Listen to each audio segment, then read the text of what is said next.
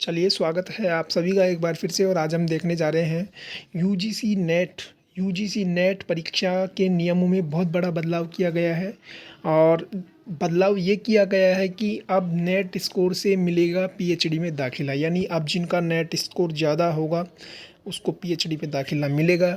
यानी मैं बात करूं तो सीधा सीधा आप यूँ समझ सकते हैं कि जिन विद्यार्थियों का नेट हुआ है, जिन विद्यार्थियों ने जेआरएफ किया है, दोनों क्वालिफाई किए हैं, वो फर्स्ट श्रेणी में आएंगे। जिन विद्यार्थियों ने केवल नेट क्वालिफाई किया है वो सेकंड श्रेणी में आएंगे। जिन विद्यार्थियों ने नेट भी क्वालिफाई नहीं किया है और जेआरएफ भी क्वालिफाई नहीं किया है वो श्रेणी थर्ड में आएंगे, यानी तीसरी कैटेगरी में आएंगे। पहले आपका रिजल्ट दो कैटेगरियों में जारी होता था, अब आपका रिजल्ट कितनी कैटेगरियों में जारी होगा? तीन कैटेगरियों में जारी होगा। यानी श्रेणी ए में तो आपके वो स्टूडेंट आएंगे जिन्होंने क्या है, नेट प्लस जेआरएफ किया है, नेट प्लस जेआरएफ किया है। और श्रेणी सेकंड में, श्रेणी टू में वो स्टूडेंट आएंगे जिन्होंने केवल नेट किया है, ओनली नेट किया है, ओनली नेट जिन्होंने किया है। और श्रेणी थर्ड में वो विद्यार्थी आएंगे जिन्होंने ना तो नेट किया है और ना ही जिन्होंने जेआरएफ किया है। ठीक है, अब आपका रिजल्ट तीन कैटेगरियों में जारी होगा और तीनों कैटेगरियों के माध्यम से विद्यार्थियों को पीएचडी में एडमिशन दिया जाएगा। अब क्या है, हम देखते हैं इसको कि पीएचडी कार्यक्रम में दाखिले के लिए अब उम्मीदवारों को अलग अलग विश्वविद्यालयों की प्रवेश परीक्षा नहीं देनी होगी। यानी पहले विद्यार्थी अलग अलग विद्यार्थियों के अलग अलग विद्यार्थी है जो अलग अलग यूनिवर्सिटियों के पीएचडी एंट्रेंस टेस्ट को देता था, वो आपको अब नहीं देना होगा। शैक्षणिक सत्र 2024-25 से राष्ट्रीय पात्रता परीक्षा नेट के स्कोर को आधार पर पीएचडी में भी दाखिला मिलेगा। यानी सत्र 2024-25 से जिनका नेट का स्कोर है, नेट के रिजल्ट का जो स्कोर है उसी के आधार पर आपको पीएचडी में दाखिला मिलेगा।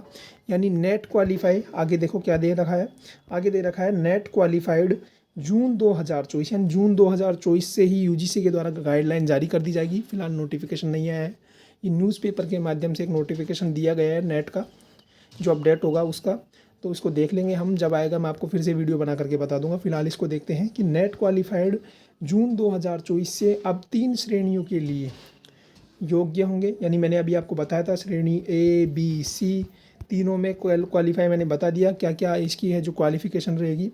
अब तीन श्रेणियों में आपका रिजल्ट होगा, ये मैंने अभी आपको बता दिया है। इसके बाद में आगे क्या लिख रखा है, यूजीसी काउंसलिंग की बैठक में राष्ट्रीय शिक्षा नीति एनईपी 2020 के तहत पीएचडी दाखिले के लिए नए नियमों को मंजूरी दे दी गई है। यानी पीएचडी में एडमिशन लेने के लिए अब आपका रिजल्ट तीन कैटेगरियों में जारी होगा और तीनों कैटेगरियों में नियमों के अनुसार आपको पीएचडी में दाखिला दिया जाएगा। ठीक है ना। इसके बाद में चलते हैं आगे, क्या है, आगे है अब नए नियमों के तहत, अब देखो दे रखा है बिल्कुल साफ स्पष्ट दे रखा है, देखिएगा यहाँ, नए नियमों के तहत नेट परसेंटाइल के आधार पर, यानी आप यदि नेट में जितनी परसेंटाइल लाते हैं उसी के आधार पर आपको पीएचडी में दाखिला मिलेगा। यानी आपको लाभ मिलेगा।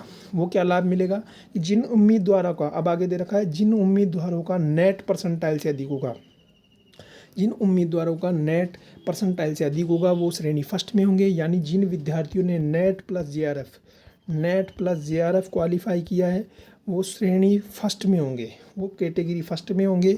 इसके बाद में जिन विद्यार्थियों ने केवल जेआरएफ सहायक प्रोफेसर के साथ साथ पीएचडी की दाखिले में, और वे विद्यार्थी क्या होंगे जिन्होंने फर्स्ट कैटेगरी से इसको क्वालिफाई किया है नेट को, वो विद्यार्थी केवल जेआरएफ सहायक प्रोफेसर के साथ साथ पीएचडी दाखिले व फेलोशिप के भी योग्य होंगे। यानी जिन विद्यार्थियों ने नेट के साथ साथ जेआरएफ भी किया है उनको फेलोशिप भी मिलेगी और वो पीएचडी के दाखिले के लिए भी योग्य होंगे, यानी पात्र होंगे। इसके बाद में क्या है आगे कि इन्हें पीएचडी में दाखिले के लिए इंटरव्यू, और इन विद्यार्थियों को जिन्होंने नेट के साथ साथ जेआरएफ किया है उन विद्यार्थियों को पीएचडी में दाखिले के लिए केवल क्या देना होगा, ओनली इंटरव्यू देना होगा, ना कि एंट्रेंस टेस्ट।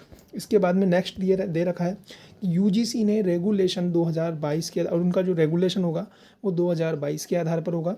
अब श्रेणी टू, हमने बात कर ली श्रेणी फर्स्ट की, श्रेणी फर्स्ट में जिनका नेट के साथ जेआरएफ हुआ है उनको पीएचडी में है जो मतलब एडमिशन दिया जाएगा, वो भी केवल इंटरव्यू के आधार पर, ना कि एंट्रेंस टेस्ट के आधार पर। उनको फेलोशिप भी दी जाएगी जिन्होंने नेट के साथ साथ जेआरएफ किया है। अब हम बात करते हैं कैटेगरी टू की। कैटेगरी टू में क्या होता है, कैटेगरी टू में क्या दिया गया है कि कैटेगरी टू में बताया गया है, अब कैटेगरी टू में बताया गया है कि मध्यम परसेंटाइल वाले, यानी जिन्होंने मध्यम परसेंटाइल से नेट को पास किया है या जिनका नेट नहीं हुआ है, यानी जिन्होंने नेट केवल नेट को पास किया है, यानी श्रेणी 2 में जिन्होंने केवल नेट को पास किया है, जेआरएफ नहीं किया है, वो केवल पीएचडी दाखिले के लिए योग्य माने जाएंगे। उनको फेलोशिप नहीं दी जाएगी, उनको केवल पीएचडी में एडमिशन दिया जाएगा बस। इनके बाद इसके बाद जो सफल लेकिन सबसे कम परसेंटाइल वाले, अब बात करते हैं, यानी हमने फर्स्ट की बात करी कि जिनका नेट के साथ साथ जेआरएफ हुआ है उनको पीएचडी में भी दाखिला दिया जाएगा और फेलोशिप भी दी जाएगी।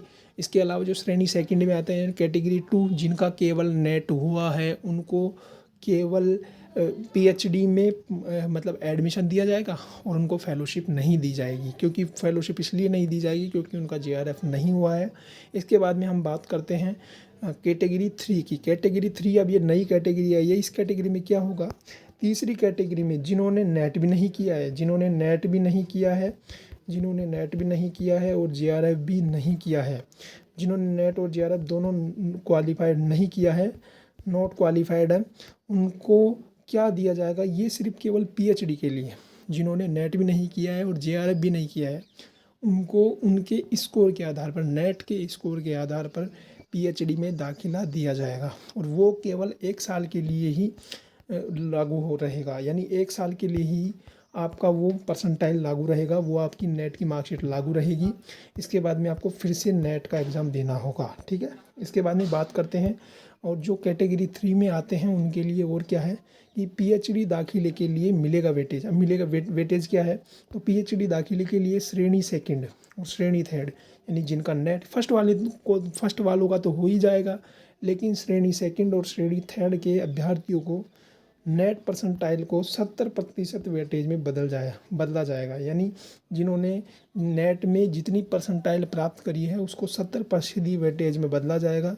यानी इंटरव्यू का 30% वेटेज होगा, यानी उनका इंटरव्यू भी लिया जाएगा और इंटरव्यू यानी 30% तो उसका इंटरव्यू से लिया जाएगा और पेपर में से उसका 70% वेटेज निकाला जाएगा। और दोनों के आधार पर, यानी इन दोनों श्रेणी में नेट स्कोर सिर्फ 1 साल के लिए मान्य होगा, जो मैंने अभी आपको बताया है 1 साल के लिए ही मान्य होगा नेट की श्रेणी में। और किसकी श्रेणी में, जिनका नेट हुआ है उसकी श्रेणी में, और एक आपका किसकी श्रेणी में, जिनका नेट और जेआरएफ दोनों नहीं हुआ है उसकी श्रेणी में, ठीक है ना।